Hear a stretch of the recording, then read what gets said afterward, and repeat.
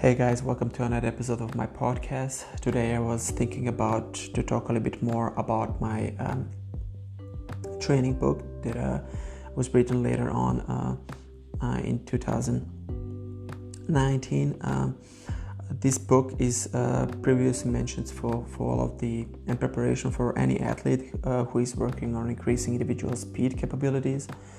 In order to complete this method, of course, athletes need to provide a certain amount of knowledge and experience working with heavy loads and complex movement patterns that is required for your own safety reasons, of course, and performing these kind of exercises on the highest level to be sure that you are able to make any progress further. This program lasts for 16 weeks and it is separated in two sections. The first section is also with that contains outdoor working regimen and working on track and field, and also the indoor working regimen that requires the work in a gym. So I split this whole working week in 6-block working week with partial of 3 times block working in a gym and 3 times block working outside on track and field. So it's very important at the very beginning to set your goals, set up your own goals. You need to define your own attitude towards completing this workout program. It requires your whole commitment in order to make any changes after the very end. So this particular program requires a lot of stressful work situations and condition tasks that will emerge all of your attention 6 days per week. So you need to be on your point. So learn how to rest. If you are tired, don't think about quitting the job. Just learn how to manage your daily tasks and take care of yourself. If the workout program is too difficult, then adapt it towards your own fitness level, but keep moving. Progress will show eventually. So, like I said, I have split this method in 2 separate parts. The first one is the one outside at the field, where the course of running intervals will be made. And the second part is the one I have represented you in indoor gym preparatory program, which with all means necessary relies foundation to running economy. So something that we are not able to break through our own speed capabilities and reach that individual performance of our gyms. So that wise it is also necessary to incorporate both of the parts during this workout block of 16 weeks. So the periodization has been made, and I split this periodization in different phases. So the phases of training outside that I mentioned before is split in general preparation phase, main condition phase, specific preparation phase during competition, peak performance phase, and transition phase.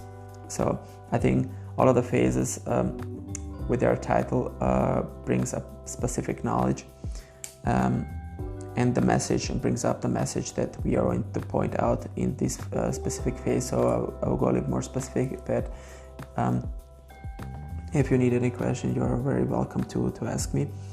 The training goals in the general preparation phase is to improve aerobic capacity and to stimulate muscle hypertrophy to lay down the foundation for later on what we are going about to work out. And the main condition phase is in these training goals are to improve training capacity further and to improve maximal strength. In the specific preparation phase, training goals are to improve maximal strength and acceleration further. In a specific preparation phase during competition, so training goals are to improve maximal velocity and lactate threshold with broader tolerance, and the tolerance that is for any individual is to bring at the peaking point.